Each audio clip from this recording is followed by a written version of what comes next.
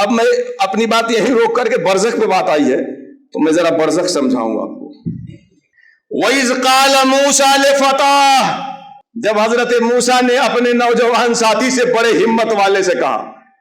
فتح خود مستفل ٹاپک ہے جو مرید صادق کے معنی میں. جب موسیٰ نے حضرت یوشع بن نون اپنے خادم سے کہا لا ابرح حتی ابلغ مجمع البحرین او امضی حقبا، میں سالوں چلتا رہوں گا جب تک برزخ پہ پہنچ نہیں جاؤں گا. ابھی برزخ کو سمجھیے گا. حضرت موسیٰ کہتے ہیں میں تو چلتا رہوں گا.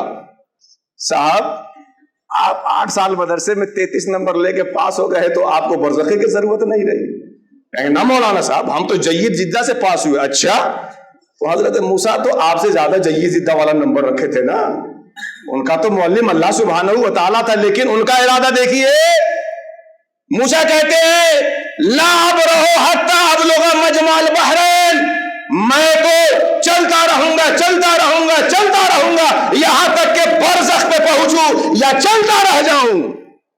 چلتا رہوں گا چلتا رہوں گا یہاں تک کہ برزخ پہ پہنچوں یا چلتا رہ جاؤں. موسیٰ برزخ کی تلاش میں ہے اور ہمیں برزخ کی تلاش نہیں چاہیے.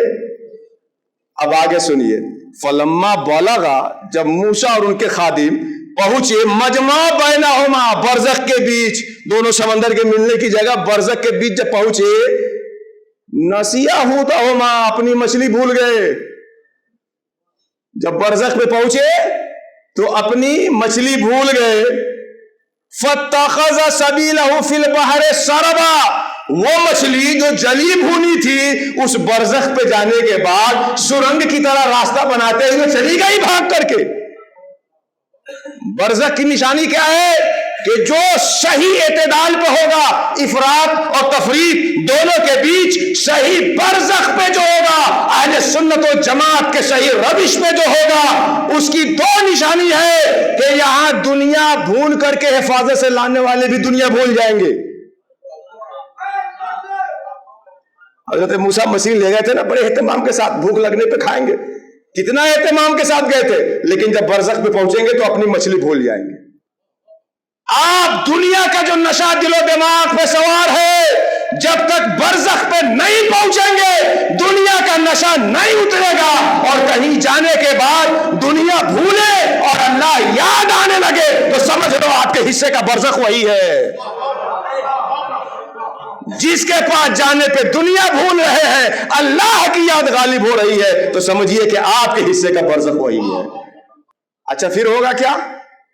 ایک تو دنیا بھولیں گے برزخ کے پاس جا کر کے، اور دوسرا کیا ہوگا؟ وہ اپنا راستہ بنا کے بھاگ جائے گی. یہ دل جو دنیا کی محبت میں جلا بھونا ہے، جب برزخ کے پاس جائیں گے تو اللہ اللہ اللہ کہہ کے زندہ ہونا شروع ہو جائے گا، اور اپنی راہ بنا کر کے قرب کے مقام پہ سرنگ کی طرح بناتا وہ بھاگ کے چلا جائے گا. تو جو برزخ ہوگا جب وہاں جائیں گے تو دنیا مغلوب ہوگی، دنیا بھولیں گے، اللہ کی یاد غالب ہوگی، اور دل اللہ اللہ کی صدا بناتے ہوئے قرب کے مقام پہ بھاگتا ہوا چلا جائے گا. یہ ہے برزخ. اچھا جو لوگ برزخ پہ ہوتے ہیں ان کی نشانی کیا ہوتی؟ یہ تو برزخ پہ جائیں گے تو آپ کو یہ ملے گا، لیکن جو برزخ پہ ہوتے ہیں ان کی نشانی کیا ہوتی؟ سنیے قرآن کہتا ہے. جب لوگ، اس میں بڑا قصہ طویل ہے، میں وہ سناؤں گا تو اپنی اصل بات رہ جائے گی. قصہ طویل ہے کہ آگے بڑھ گئے تھے، جب بھوک لگی تو خادم سے پوچھا، بتایا وہ تو مچھلی چلی گئی. ارے کہاں، وہی تو ہمیں ملنا تھا. آئے لوٹ کے. اب آگے قرآن کہتا ہے فَوَجَدَا عَبْدًا مِّنْ عِبَادِنَا. جب برزخ پہ آئے تو ہمارے بندوں میں سے ایک ایسے بندے کو پایا، آتَيْنَاهُ رَحْمَةً مِّنْ عِنْدِنَا، جس بندے کو ہم نے اپنی خاص رحمت سے حصہ عطا کیا ہے. یہ بتا رہا ہے یہ ٹکڑا کہ جو برزخ کے مقام پر ہوگا، جو صراط مستقیم کے کمال پہ ہوگا، اللہ کی رحمت کا خاص حصہ پانے والا ہوگا.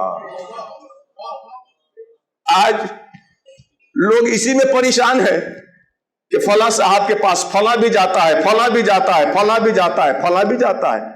ارے صاحب وہ فلاں صاحب کوئی کنواں نہیں ہے کہ بڑا جانور گر جائے تو پورا پانی نکالنا پڑے نہ تو نجس ہو جائے گا.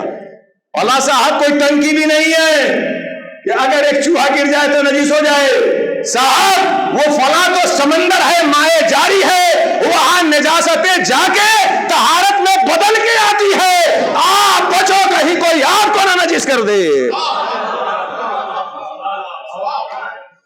وہ تو دو سمندروں کو جمع کرنے والا ہے، جب وہاں کوئی جائے گا تو اپنی نجاست وہیں دھو کے صاف ہو کے آئے گا، وہ سمندر کو نہیں نجس کر پائے گا۔ اور جو اللہ والے ہوتے ہیں، برزخ کے حاملین ہوتے ہیں، وہ تو دونوں سمندر کو اپنے ہاتھ میں لیے رہتے ہیں۔